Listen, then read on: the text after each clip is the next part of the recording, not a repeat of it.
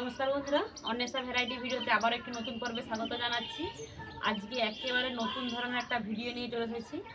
আমি সবসময় তোমাদেরকে রান্নার বিভিন্ন ধরনের রেসিপি বানিয়ে দেখাই, পিঠে, মিষ্টি, বিভিন্ন রকমের সবজি, তরকারি সব কিছু।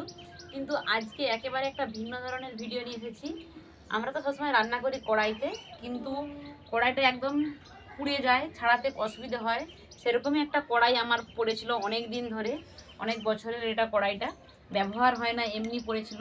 তো এই কড়াইটাকে আজকে আমি তোমাদেরকে পরিষ্কার করে দেখাবো, খুব সহজেই ঘষা মেজার ঝামেলা ছাড়াই একদম নিমেষের মধ্যে ঝকঝকে হয়ে যাবে নতুনের মতো। তো সেটাই আজকে তোমাদেরকে করে দেখাবো। তাই তোমাদেরকে অনুরোধ করছি, পুরো ভিডিওটা শুরু থেকে শেষ পর্যন্ত দেখো। তোমাদের যদি এরকম কড়াই থেকে থাকে বাড়িতে, তোমাদেরও খুব কাজে লাগবে। তো চলো তাহলে আমি এটাকে কীভাবে পরিষ্কার করছি সেটাই তোমাদেরকে দেখাবো আগে। তো বন্ধুরা, হাতের কাছে থাকা সামান্য মানে দু তিনটে জিনিস দিয়ে কিন্তু এই কড়াইটা পরিষ্কার করব। তো কি কি নিয়েছি এই কড়াইটা পরিষ্কার করার জন্য সেটা তোমাদেরকে দেখতে হবে।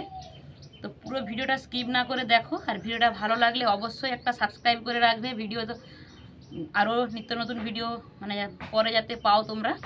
তো চলো আমি কি কি উপকরণগুলো নিচ্ছি তোমরা সেটা দেখে নাও। এই জলটা একদম টক বগিয়ে ফোটাবো বেশ কিছুক্ষণ ধরে। তো আমার হালকা ফুটতে লেগে গেছে। এই অবস্থায় আমি এই যে আমার নোংরা কড়াইটা, এই নোংরা কড়াইটা এর মধ্যে এটাকে আমি দিয়ে দেব। আর সব সময় চেষ্টা করবে যেই কড়াইটা পরিষ্কার করবে তার থেকে একটা বড় কিছু জিনিসে এই লিকুইডটা বসানোর।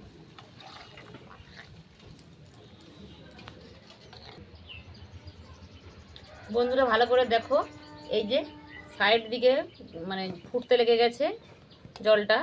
তো গ্যাসটা এই সময় একটু কমাতে হবে, বাড়াতে হবে। যেমন ফুটে ফুটে উতলি উতলি এগুলোনে সুদ্ধা পড়ে জলটা, গরম ওই জলটা, তবে কড়াটা ভালোভাবে পরিষ্কার হবে। দেখো কেমন ফুটছে। এইভাবে আমি কড়াটাকে ফোটাবো, 5-7 মিনিটের মতো ফোটাবো এই কড়াটাকে।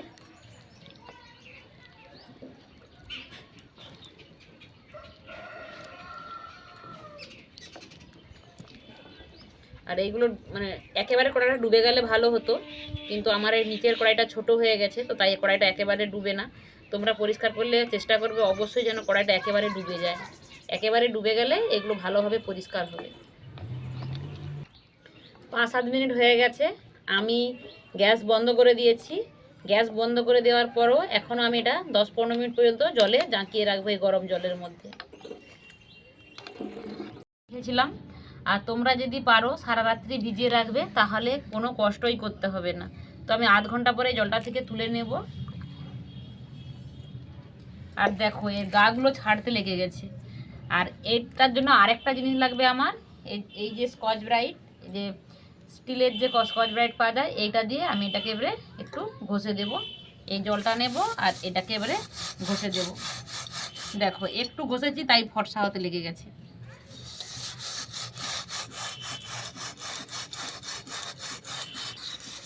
বন্ধুরা দেখো, হালকা হাতে একটু ঘষতে লেগেছি, ফর্সা হতে লেগে গেছে। দেখো একটু একটু এই তার জালটা দিয়ে একটু ঘষে দিলে এটা ফর্সা হয়ে যাবে।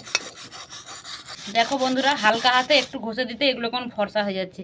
একই রকমভাবে পুরোটাকে ভালো করে তোমাদেরকে ঘষে ঘষে দেখাচ্ছি।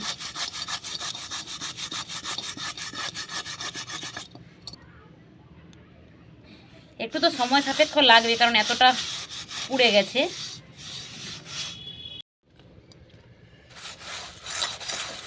বন্ধুরা এটা কতটা পরিষ্কার হয়েছে তোমাদেরকে ধুয়ে দেখাচ্ছি। এই কড়াইতে যে জলটা করেছিলাম সেই জলের মধ্যেই কড়াইটাকে ধুয়ে নিচ্ছি। দেখো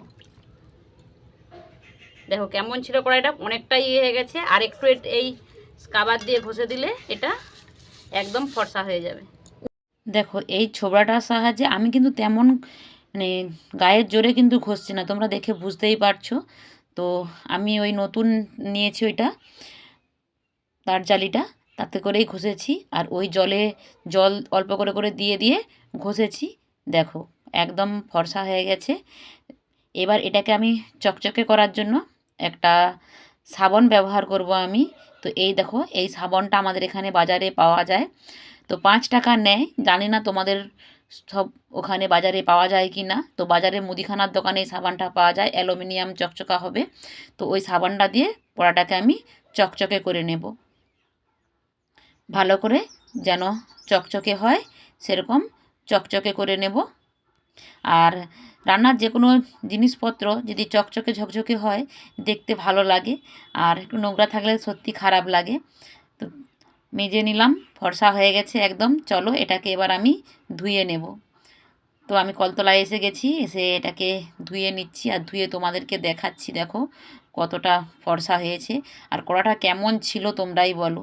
আর কয় মিনিটের মধ্যেই কত সুন্দর ঝকঝকে চকচকে হয়ে গেছে। আর এই কড়াটা অনেক দিন থেকে আমাদের বাড়িতে পড়েছিল, আর রান্না হয় না, মানে পরিষ্কার হয় না বলে রান্না করা হয় না, পড়েই ছিল। তো তাই আমি ভাবলাম এটাকে একটু পরিষ্কার করে নিই। তো কতটা সুন্দর পরিষ্কার হয়ে গেছে তোমরা দেখে তো বুঝতেই পারছো, একদম সাদা ধপধপে হয়ে গেছে। আর আমি ডাইরেক্ট ভয়েস দিতে পারছি না, আর কারণ মাইক বেজে গেছে সরস্বতী পুজোতে। তো এই সাদা ধপধপে কীভাবে করলাম, কি কি নিয়েছি উপকরণ, সেটা তোমরা ভিডিওটা লাস্টে দিয়ে দিচ্ছি, দেখে নাও। আর পিছন দিকটাও একই রকমভাবে আমি পরিষ্কার করে নেব, কারণ পিছন দিকটাও পরিষ্কার দেখাতে হলে ভিডিওটা আমার অনেকটাই বড় হয়ে যাবে। তো তাই তোমাদেরকে আর দেখাতে পারলাম না। আর একটা কড়াও পরিষ্কার করে নিয়েছি। চলো আমার কি কি নিয়েছি দেখি। চলো আমি কি কি উপকরণগুলো নিচ্ছি তোমরা সেটা দেখে নাও।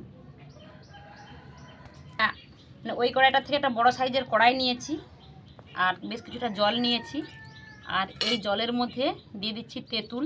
দেখো বেশ কিছুটা তেঁতুল দিয়ে দিচ্ছি জলের মধ্যে, দিয়ে হাত দিয়ে ভালো করে তেঁতুলটাকে চটকে দেব।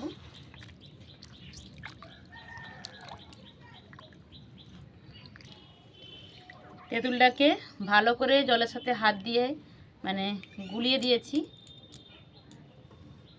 এটা নিয়েছি খাবার সোডা, বেকিং পাউডার নয়, এটা বেকিং সোডা। তো এটা আমি 2 চামচের মতো দিয়ে দিলাম জলে। আর জলে দেওয়ার সঙ্গে সঙ্গেই দেখো একদম ফুটে উঠছে। তো এটা আমি 2 চামচ দিয়ে দিলাম। ডিটারজেন্ট পাউডার, আমরা যে কাপড় পরিষ্কার করি যে সার্ফের গুঁড়ো, সেই সার্ফের গুঁড়ো দিয়ে দিচ্ছি 3 টেবিল চামচের মতো।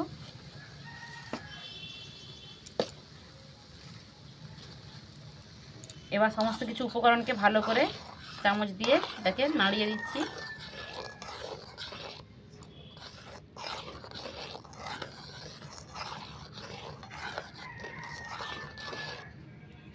এইবার এটাকে আমি 2-3 মিনিট এই অবস্থায় রেখে দেব।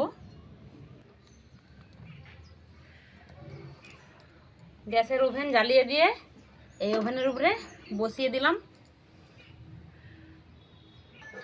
এই জলটা একদম টক বগিয়ে ফোটাবো বেশ কিছুক্ষণ ধরে। তো আমার হালকা ফুটতে লেগে গেছে। এই অবস্থায় আমি এই যে আমার নোংরা কড়াইটা, এই নোংরা কড়াইটা এর মধ্যে এটাকে আমি দিয়ে দেব।